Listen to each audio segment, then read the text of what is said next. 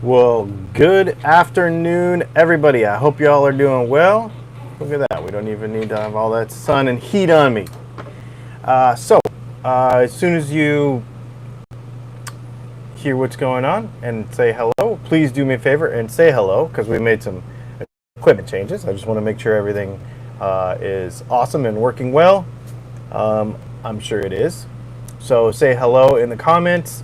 Use the super chat if you want. We're going to go ahead and go over some comments that came in from Patreon. We are also going to talk about the 40,000 subscriber giveaway guitar because we're getting very, very close to that. So that's super exciting. If you're new to this channel, my name is Dylan. This is Dylan Talks Tone, and we talk all about guitar tone, guitar tech, all that kind of stuff. We've been doing not quite almost a daily vlog about guitar pickups and various stuff that we're doing here at Dylan Talks Tone, instructional videos and that sort of stuff. And every Thursday at 5 p.m. Eastern, we do a little FAQ where we get to hang out live and do all that stuff. So that's pretty cool. So I'm glad you're here. I got a new phone today, and we're using a wireless lavalier mic. It might be a little noise in the background because it's like 90 degrees in where we are right now, and it is so we got to leave the air on. I mean, it's just too hot to shut it off. So hopefully the wireless lav mic will work. And then the other thing we're doing to cool it down is I've been starting to check out some like local IPAs and local beers and stuff. So this is from Memphis, Tennessee. It's called Crosstown Brewing Company, and this is their Traffic IPA. So that's what I will be drinking today, because even though I'm not on the East Coast, it's 5 o'clock somewhere. So that's that. So here's what we're going to do. We're going to go over a few questions that came in over on Patreon. We've got a few things cool going on Patreon right now. The fourth Sunday of this month, we're going to have our class on our guitar setup class, and we're going to talk all about bridges, setting up the string height at the action on bridges. That's one kind of tier thing we've got going over there. The other thing we got going is there's another tier that if you can't make it for some reason to the live one, we do a month later. So like this new one will come out, and then last month's will come out, and it's at a lower price, and it's easy. It's easy. And then the other thing we're doing is I've been sharing over there kind of like some of our plans for the summer and stuff. I shared a little video on Patreon, kind of showing like the map and where we're going to be going this summer, at least tentatively anyway. This COVID stuff has kind of messed with it a little bit, so. But that way you can check it out, and if you're along that route or have some suggestions or some ideas, it'd be awesome to kind of meet some of y'all. So over on Patreon, you can check that out as well. So I always start with Patreon questions first, so that's what we're going to do. Let's see. Jeff says, how do you mount a normal P90 in a new build after the cavity is routed? There doesn't seem to be any obvious fasteners attached to the pickup itself. So if you look at a P90, even in the thumbnail of this video, you can see those two P90s. The two holes, there's 6 screw holes. So every P90 bobbin has actually 10 holes in it. There's 6 holes for the screws. There's 2 holes for the base plate to screw to the bottom of the bobbin. But then there are also 2 holes, it looks like actually they're, so EA, so between the D and the G, and between the, between the A and the D string, there's a hole, and between the G string and the B string, there's a hole. And screws go straight down through the bobbin into the guitar. And typically what I like to do is put foam underneath there that kind of squishes, so you have a little bit of adjustment. That's the way I like to do it. I actually just use this closed cell foam that I got from McMaster Car, and it works pretty awesome. It's got adhesive strips on it. I could probably find something on Amazon and maybe show you a link to that. It's just squishy stuff, just like weather stripping, but it works good. And you put it underneath the pickup, and then when you screw the pickup down through the bobbin, it actually works pretty well. Jeff also asked another question. What is the difference between a .047 microfarad 200 volt cap and a .047 100 volt cap? I have both, but I'm not sure which to use or why. Voltage does not matter in a cap. You could use a tiny capacitor that has a 5 volt or a 10 volt limit. Remember, in a guitar, we're only talking millivolts. So, you know, those little tiny 10 volt caps are really, you know, not going to do. Sorry, I got distracted. Because Jeff just sent me $10 for the Scotch Fund. Dude, thank you so much. Actually, I got a new bottle.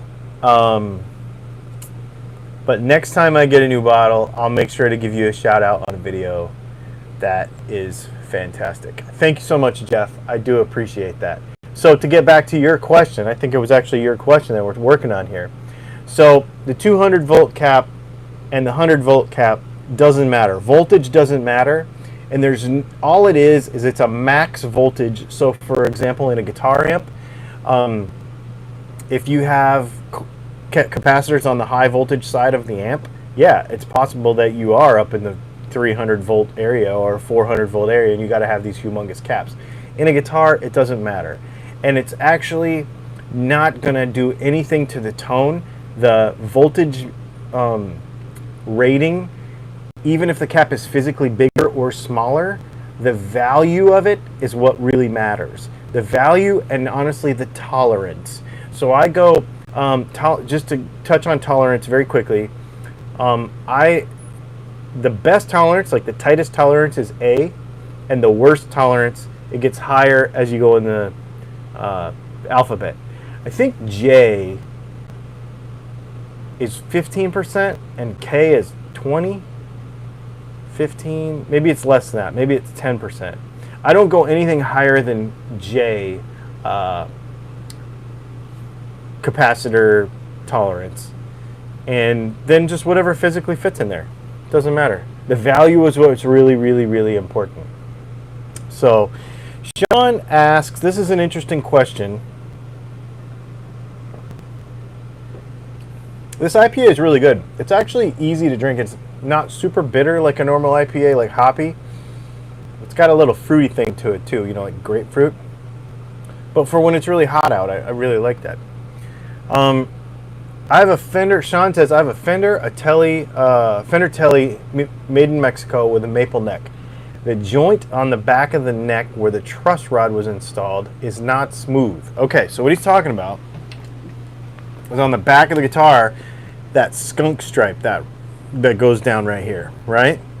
That sometimes on a less expensive guitar is not very good. Probably what has happened is it's not humidified correctly. The very first thing, so the rest of his question is, how would you recommend eliminating those surface irregularities? And would you refinish it? So very first things first, make sure that guitar is been humidified and the humidity is 50% or so, and it's been like that for a couple of weeks. Sometimes that can just be an expansion or contraction, most of the time contraction, because the maple and the rosewood piece that they use to put in there, differing woods will expand and contract at different rates, and if the guitar dries out too much, then it will end up giving you that little ridge, and you don't want that, obviously. So make sure that it's humidified first. If it does not go away, then I would probably start with something like a 600 grit sandpaper. I finish all of my necks with 600 grit, then 800 grit sandpaper, and I leave them like that. I don't have a high gloss finish on any of the necks that I build. So or that we use on our guitars. So I don't like shiny anyways. I do not like nitro on necks because it's sticky. So that finish is so thick on those MIMs that if you just use like a 600 grit and then an 800 grit sandpaper and just be real easy on it, you might come up with a pretty good result. Just knowing that you will burn through the finish and there might be some little raw pieces of wood there. If you wanted to oil that or if you wanted to do something with it, you could. Personally, I wouldn't. I would just play with it raw. So that's what I would do. Let's see. One more question and then we will get into the live feed here. We got, hang on, there's one more. And then we're going to talk about some giveaways and stuff.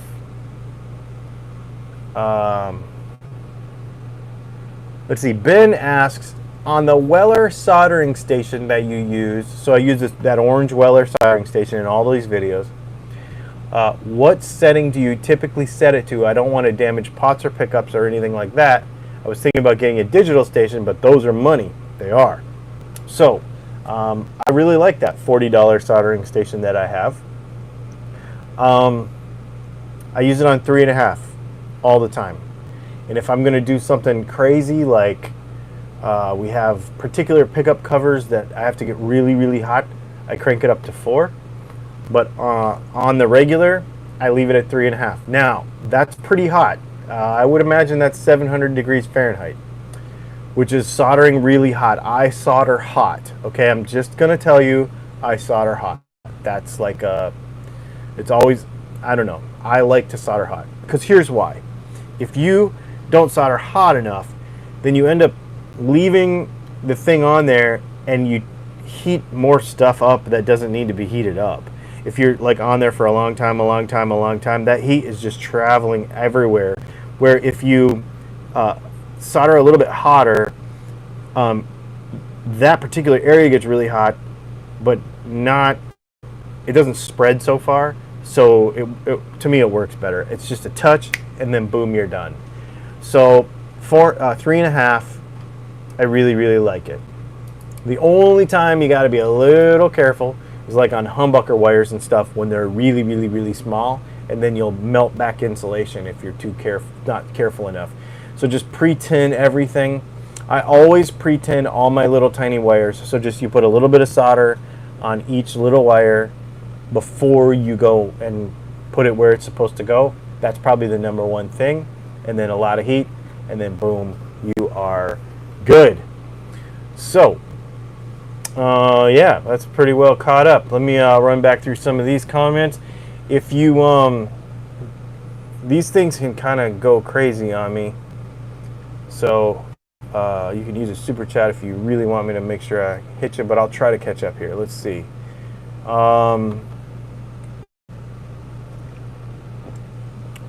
Friday Eve. What's the difference in tone between a Super Strat HH versus a Les Paul style? Can you get the grit of a Les Paul on a Super Strat? Yeah, absolutely. So to me, that's down to playing style. The biggest difference between those two guitars is the scale length. That's going to change a lot of tone. So 25.5-inch scale on a Super Strat style guitar, typically 90% of the time. And then your Les Paul is going to have 24.75. So that's going to change a bit, but it's fun. That's really, really fun. Oh, wow. It seems like, first of all, it seems like nobody likes hot weather. Second of all, it seems like everybody likes the wireless microphone because they can't really hear the AC. So that's good. That's good to know. Leslie's back there. She's doing work. Pop in and say, hey, what's up? We'll be in Indiana later in the summer, hopefully. 81 degrees in Florida. Any plans to come over to Europe? Dude, Martin, I would love to come to Europe. I really, really would. It is not in the immediate plans, but I would love to do that very much.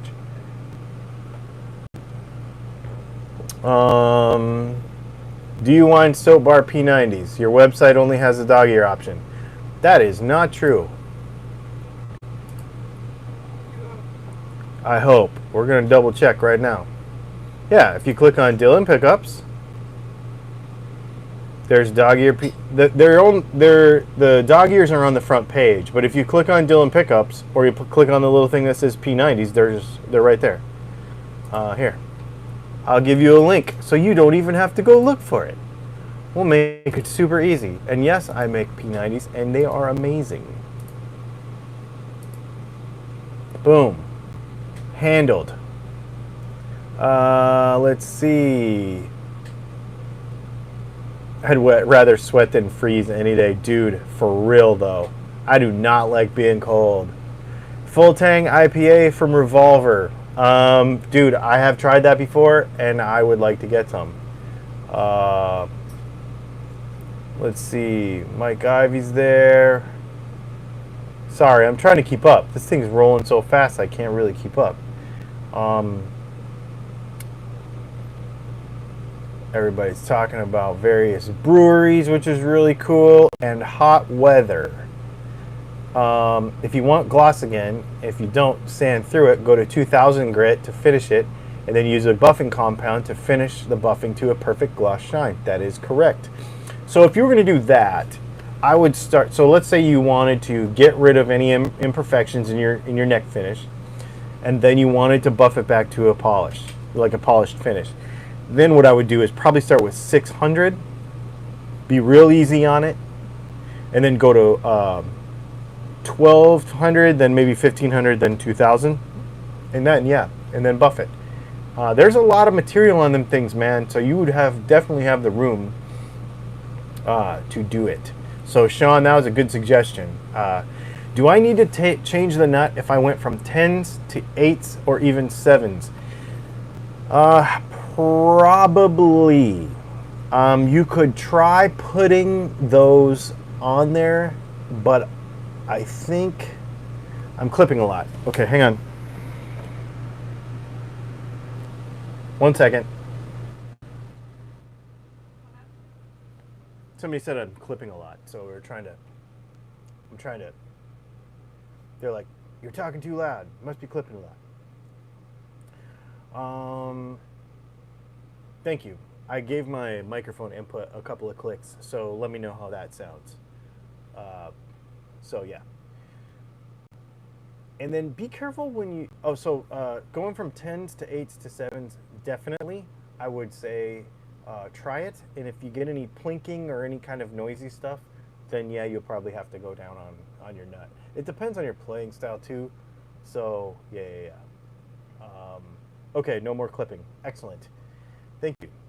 Thank you for the heads up. That tells me, with this new, it's a new phone, and so new input, everything, Now somebody says it's too quiet. Okay, so let's go up a click, and we will try to thank you, and maybe we'll try to split the difference a little bit.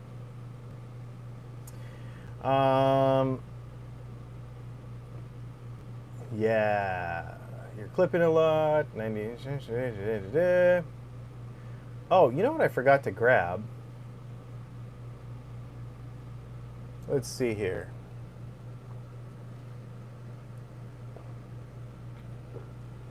I'm going to do a random giveaway at the end of this thing, but you have to be here to get it, so you have to stick around. No more clipping. Now turn up the volume. Now it's too quiet. Kick it up one notch. Now it's a little on the low side. Everybody's perfect. Awesome. All right. Everybody says it's awesome. Still seems pretty good. Excellent. Yeah. Sounds fine. Okay, good. Excellent. So I guess what we should do now, after handling all those questions, is I want to delve a little bit into, for those of you that are not familiar, every 10,000 subscribers, I give away a guitar, or at least right now, because we've been able to do it. So I've never played a guitar with a scallop fretboard. What does the scalloping do, and what advantages are there? Okay, we'll use the 40,000 subscriber giveaway guitar to discuss that. Scalloping basically is where you take the material out from the fret to where it's deeper underneath here, and then you can actually press down on the string and get a bit of a vibrato by doing this.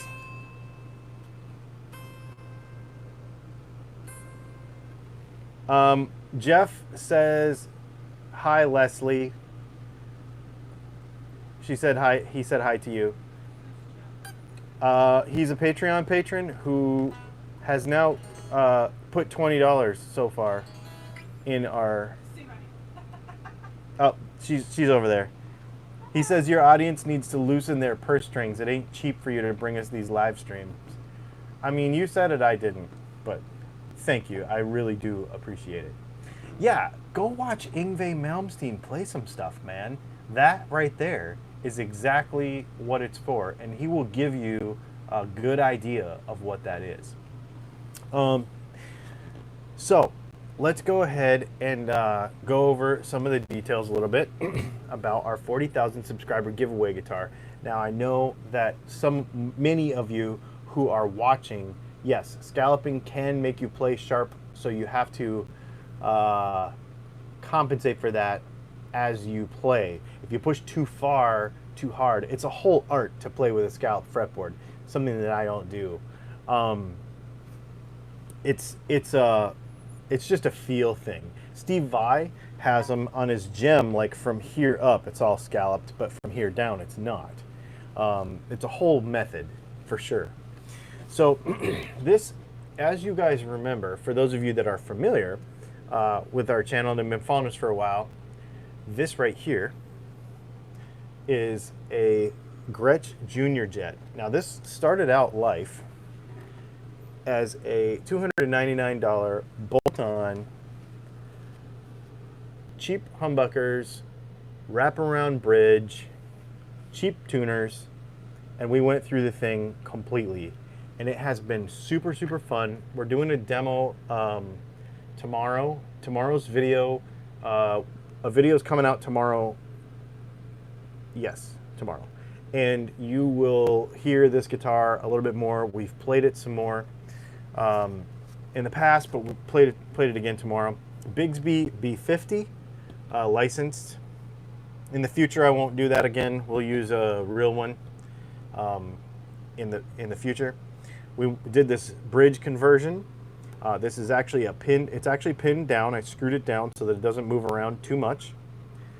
We put a custom. That is actually just a DAF humbucker in like a Filtertron skin, but it sounds really good done that way. It doesn't sound that much different than a DAF really, but and then we have one of our neck humbuckers in our humbucker sized P90 in the neck position. Tomorrow's video is going to talk about the differences between P90 pickups. So dog ear versus regular versus this humbucker style versus some of the single coil size ones that we make. So we kind of breaking that down in tomorrow's videos. And you'll hear this one tomorrow. We're going to actually play this one. And then the other thing we did was we went to this Zero Glide nut. So there's a fret right here, and then the nut. And let me tell you, I really like it. It is amazing. And then we went with, what are these? Grover Rotomatic locking tuners. So this guitar is completely done. If you noticed, it's got our new custom strap that is available for pre-order over there on DylanTalksTone.com. I'm not giving away the strap with the guitar because I had this one custom made with a Batman logo on it because I'm a Batman freak, so this one is mine. But This thing's pretty sweet. I dig it a lot. This guitar is amazing. Yeah, if you want one of these straps, this is actually buffalo skin, made in Nashville, hand sewn, super sweet. They're got them on pre-order over there at the website. But anyways, when we hit 40,000 subscribers, which hopefully will be sometime this week, because I think we're at 39,500 or something. So hopefully this week we'll hit that much, and we're going to give it away. And the way I'm going to try to do it is, I think what we're going to do is we probably will go live, and do like a randomizer of everybody that has entered to win over at DylanContest.com. And then what we will do is give away this guitar and probably a set of this guitar to somebody in the country, and then a set of pickups maybe to somebody outside the country, because I don't want to leave out anybody else. Are you on the chat, babe? No. Oh, okay. Because everybody's saying hello. Well, a few people have said hello to you. Mike Pinion, can you explain the purpose of the zero fret? You know, it's just a playability thing. It allows you to run a lower action, and it's just a feel thing. It just feels good. It's not, there's no real, it's not a tone thing as much as just a setup thing. It just feels nice. And it works well when you, yeah, it's awesome. It's killer. Let's see.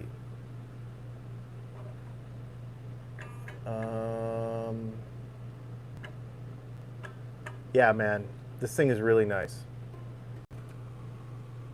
I'm trying to go down now and trying to keep up with y'all. Am I giving away any tellies? That remains to be seen.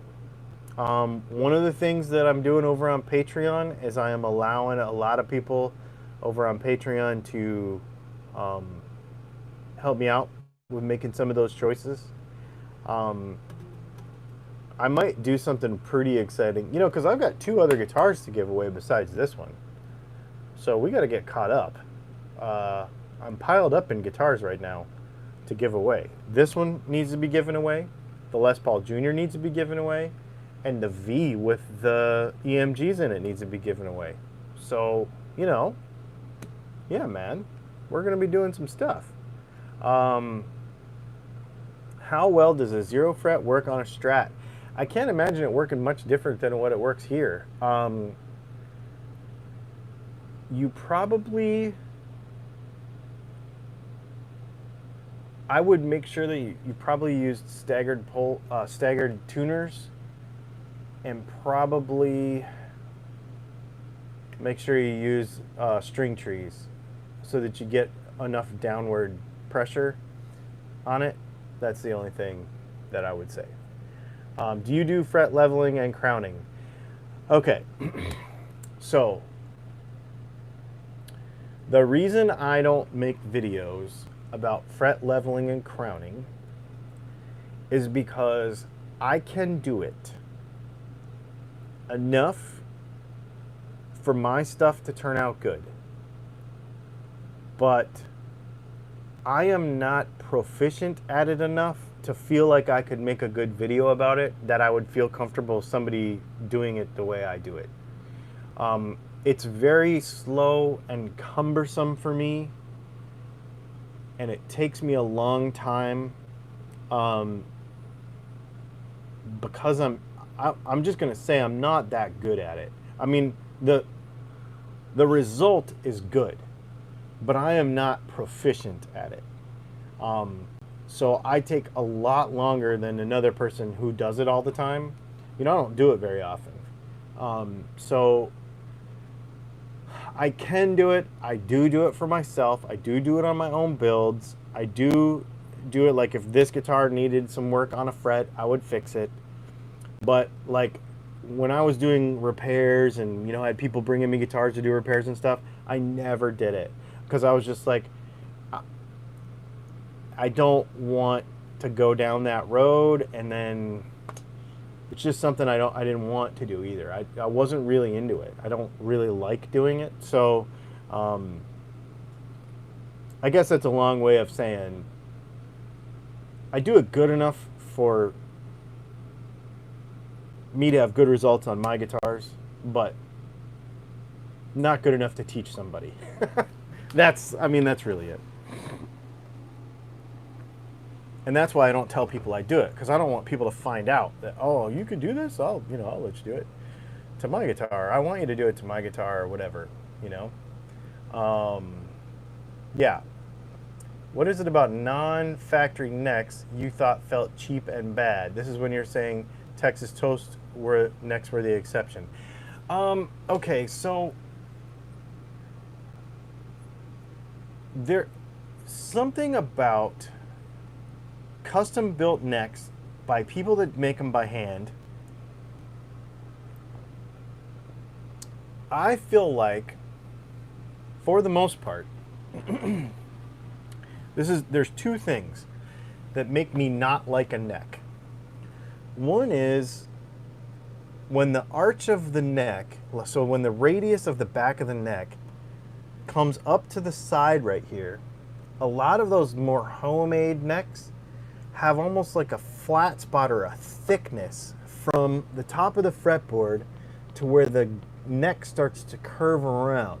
So it gives you like this blocky feel in your hand, because this angle on the edge right here is the most difficult part to do, I think. This back here, you can do it with a rasp, but this right here, and to get this even all the way up and down, is very difficult. The other thing I feel like is that the sharpness of the front of the fretboard. I like kind of a semi-rolled edge, and I really that's the biggest thing, is that the side of the neck right here. When I pick up some of those homemade necks, I pick it up and I'm just like, it just feels like a board. Like it's just too straight and too square. Like they don't get a uniform, nice radius around the back of the neck. Now, Lucky Dog guitars, for example, they have a method of making necks, and actually I'm sworn to secrecy about how they do it.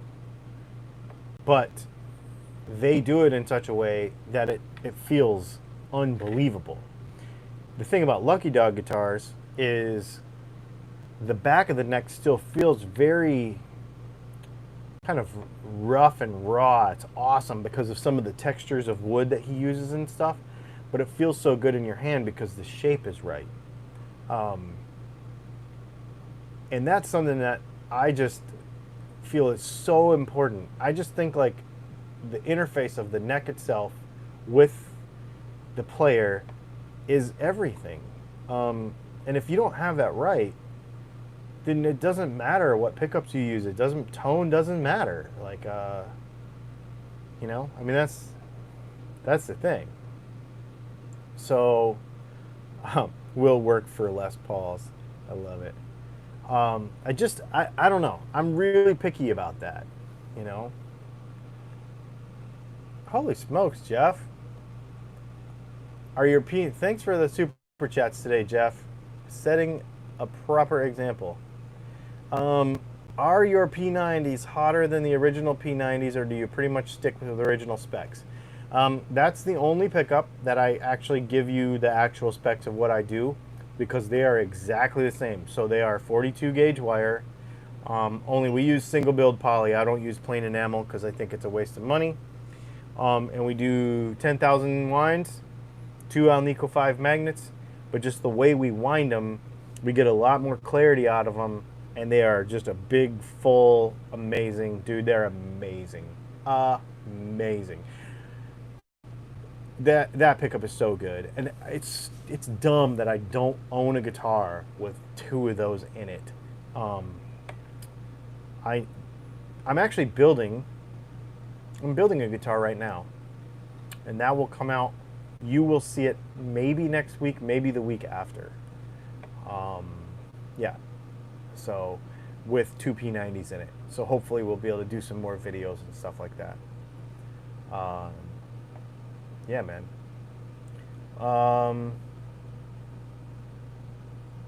Anyone have an opinion on a Epiphone 2020 Modern SG? Dude, I like the new Gibsons, and I like the new Moderns with that. The neck feels good, and I like that heel that they put on it, where it's not like a square Les Paul heel. I really, really like that. I like that speed heel, and I know a lot of, like, you know, traditional people don't, but I think it's really cool. Yeah, I'm stuck to purchasing the standard P90. Have you ever played a modulus graphite guitar? I have. I think they're very, very cool. I've played a modulus. I've played, what's that one from Finland? I can't remember the one from Finland. I've played a couple of those. Yeah, so super cool. Oh, oh, there you are. Oh, there is what I need. Excellent. Oh yeah, because we're getting on about a long time too. I'll tell you what. Let me see if there's anybody here that's been here since the very beginning, all the way till now. Hang on, I'm looking for a reason. Mr. Chatham, are you still here? Fred Chatham, let me know if you're still here.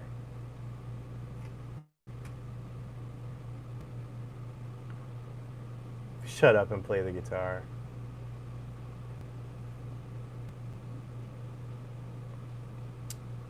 Hey Fred, do me a favor, go to Dylan Talks Tone and go to the little contact thing and send me an email, and I'm gonna send you a Dylan tumbler.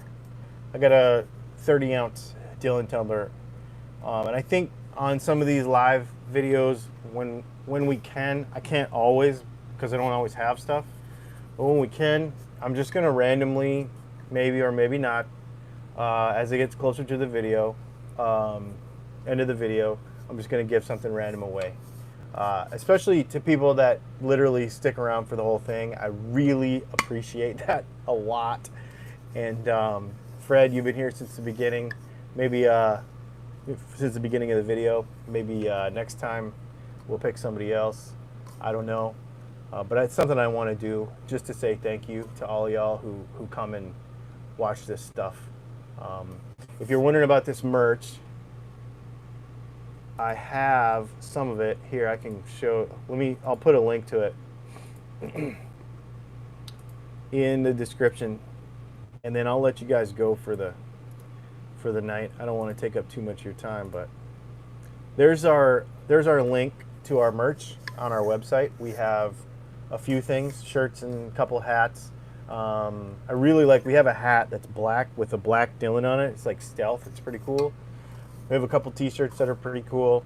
I'm actually trying to up my t-shirt game, like really trying to work on that. So that's going to be coming. And don't forget to check out the pre-order on those straps. Those are handmade in Nashville. They're not like third-party made in China, shipped to you kind of stuff. These are legit. So anyway, I just wanted to share that with you. Thanks for hanging out, everybody. If you're interested, Doug Matson, if you're interested in our P90s, let me know. We're making tons of them. I actually just shipped, we shipped like 16 orders over the last couple of days. I shipped 3 loaded pick guards today. We shipped a bunch of pickups yesterday. We've been really, really busy. Doug Matson, can you do me a favor and go to Dylan Talks Tone and fill out the little contact form, because it sends me an email, and I don't lose it. I've been getting a few people commenting on videos, so maybe let me just address this really quick. I've been getting a few people commenting on videos saying, hey, I sent you a message like 3 weeks ago, an email, and I never heard back from you. We get literally dozens of emails a day.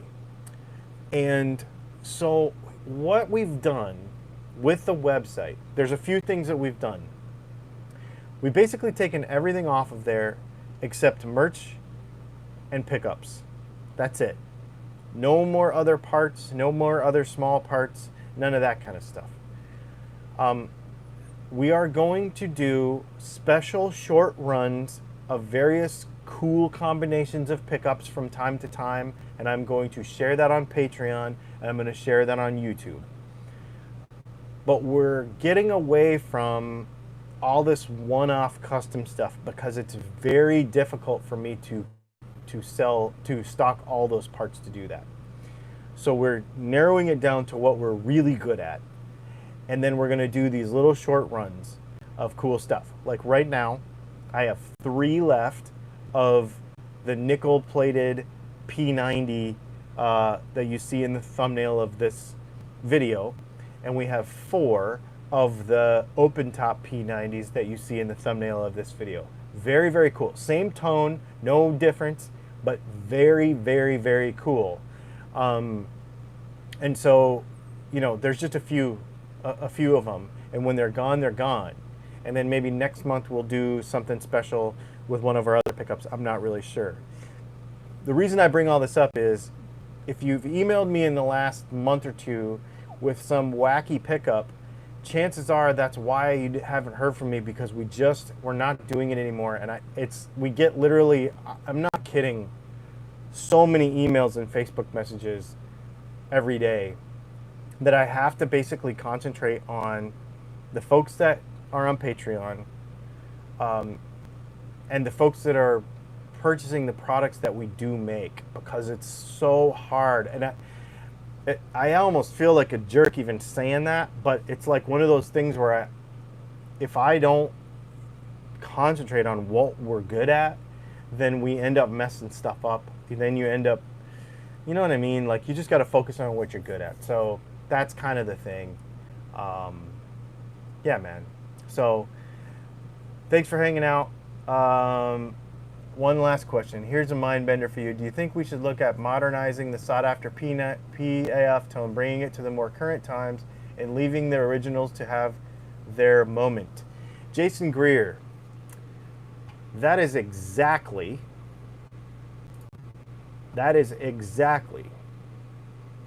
what this pickup is. This pickup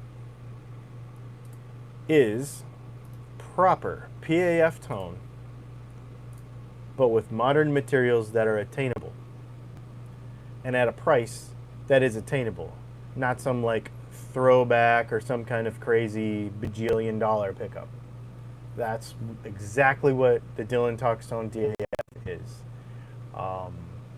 So yeah, man, you guys are awesome. Thanks for hanging out. I really appreciate the time today. And Fred, I'm going to send you a cup. I'll try to get it in the mail tomorrow. And if you'll send me the email, that'd be great. Thanks, Jeff.